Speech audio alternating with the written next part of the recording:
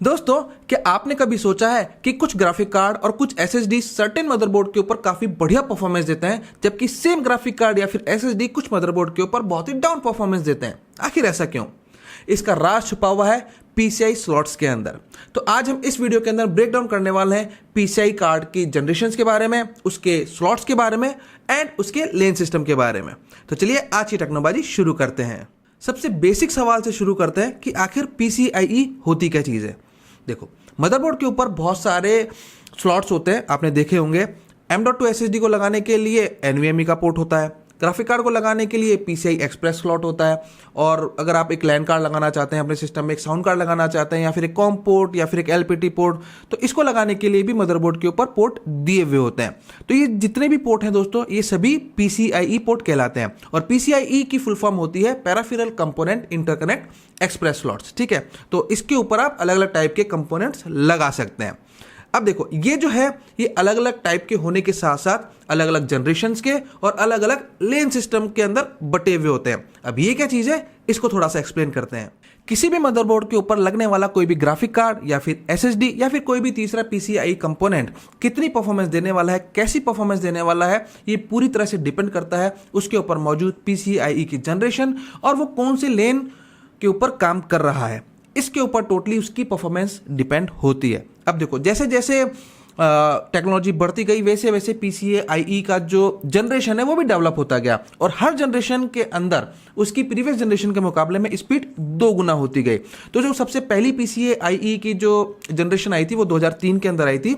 अब इसके अंदर उसका जो X1 पोर्ट है उसके ऊपर आपको मैक्सिमम 250 Mbps की स्पीड मिलती थी, और X16 पोर्ट के ऊपर आपको 4 Gbps की स्पीड मिलती थी।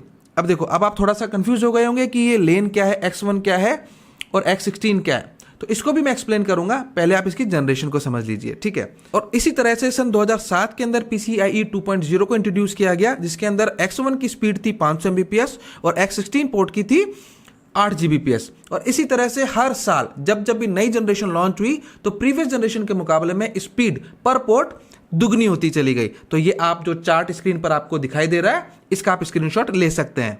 और अभी करंट टाइम तक PCIe की 6th जनरेशन को डेवलप किया जा चुका है, जो कि 2022 के अंदर इंट्रोड्यूस हो गई थी। लेकिन अभी प्रैक्टिकल फील्ड के अंदर PCIe की 5.0 जो जनरेशन है वो वाले हार्डवेयर अभी मार्केट के अंदर मौजूद है, जिसके अंदर आपको 1x की जो स्पीड है वो 4 Gbps मिल सकती है, और जो 16x की जो स्पीड है वो मैक्सिमम आपको 64 Gbps तक की मिल सकती है। अब ये तो हुई इसकी जनरेशन की बात। ठीक है, अब हम बात करते हैं इसके लेन सिस्टम के बारे में। अब देखो, अब ये जितने भी PCI है इनको स्पीड के अनुसार भी डिवाइड किया गया है। अब ये जो PCI है इनके अंदर आप अलग अलग कंपोनेंट लगा सकते हैं, और हर कंपोनेंट को अलग अलग बैंडविड्थ की यानी कि स्पीड की जरूरत होती है। तो इसके लिए इनको 5 तरह के स्पीड लेन के अंदर डिवाइड किया गया है। X1, X2, X4, X8 और X16। ओके, तो जो X1 और X2 पोर्ट है दोस्तों, वो बेसिकली डिजाइन किए गए हैं आपके लैन कार्ड के लिए, साउंड कार्ड के लिए, या फिर और कोई अगर आप USB लगाना चाहते हैं तो उसके लिए ये बेसिकली उस तरह के पोर्ट्स के लिए डिजाइन किए गए हैं। X2 और जो X4 पोर्ट है दोस्तों, वो बेसिकली डिजाइन किए जाते हैं NVMe SSDs के लिए, जिसको हम M.2 के पोर्ट से भी जानते हैं। हालांकि ये नॉर्मल लंबे वाले पोर्ट भी हो सकते हैं और M.2 वाले पोर्ट के फॉर्म में भी हो सकते हैं, और इवन इनके अंदर आप वायरलेस कार्ड भी लगा सकते हैं। ब्लूटूथ या फिर वायरलेस कार्ड जो होते हैं वो भी इन पोर्ट्स के ऊपर लगाए जा सकते हैं। हालांकि उनका पोर्ट अलग होता है, लेकिन वो भी PCIe पोर्ट ही कहलाते हैं। X8 और X16 पोर्ट है दोस्तों, वो बेसिकली ग्राफिक कार्ड को यूज करने के लिए किए जाते हैं। ओके, अब इसके अंदर जो हर जनरेशन है उसकी जो X1 की स्पीड होगी वो सबसे लोएस्ट होगी, और X16 की जो स्पीड होगी वो सबसे हाईएस्ट होगी। तो बेसिकली यहां पर जो X का रिप्रेजेंटेशन है दोस्तों, वो उसकी लेन सिस्टम को दर्शाता है। ठीक है, तो X1 का जो पोर्ट होगा वो किसी भी जनरेशन की सबसे कम बैंडविड्थ वाला पोर्ट होगा, और उसी तरह से X2 का जो पोर्ट होगा वो उससे दुगनी स्पीड वाला होगा, क्योंकि यहां पर X2 आ गया है। ठीक है, इसी तरह से X4 होगा तो X1 से 4 गुना तेज होगा। इसी तरह से X8 होगा, वो X1 के मुकाबले में 8 गुना ज्यादा स्पीड वाला होगा, और इसी तरह से X16 1x के मुकाबले में 16 गुना ज्यादा होगा। तो ये जो चार्ट है दोस्तों, वो इस तरह से आपको समझना है। PCIe पोर्ट्स और PCIe जो हार्डवेयर होते हैं इसके अंदर कंपैटिबिलिटी फीचर पाया जाता है जो कि बहुत ही खास होता है। इसके अंदर फॉरवर्ड कंपैटिबिलिटी और बैकवर्ड कंपैटिबिलिटी होती है। इसका मतलब ये है कि आपके पास जो पोर्ट अवेलेबल है, मान लीजिए वो लेटेस्ट जनरेशन का है और आपके पास जो हार्डवेयर है, ग्राफिक कार्ड है या फिर SSD है या फिर और कोई भी पैराफिरल है, वो पुरानी जनरेशन का है, तो भी आप उसको यूज कर सकते हैं। या फिर इसके जस्ट उल्टा, आपके पास जो पोर्ट अवेलेबल है वो पुरानी जनरेशन का है और आपके पास जो SSD या ग्राफिक कार्ड है वो लेटेस्ट जनरेशन का है, तो भी कंपैटिबल हो जाते हैं और आप उसको यूज कर सकते हैं। लेकिन इसके अंदर आपको मैक्सिमम परफॉर्मेंस वही मिलने वाली है जो कि हार्डवेयर और पोर्ट दोनों में सबसे कम होगी। कंफ्यूज हो गए?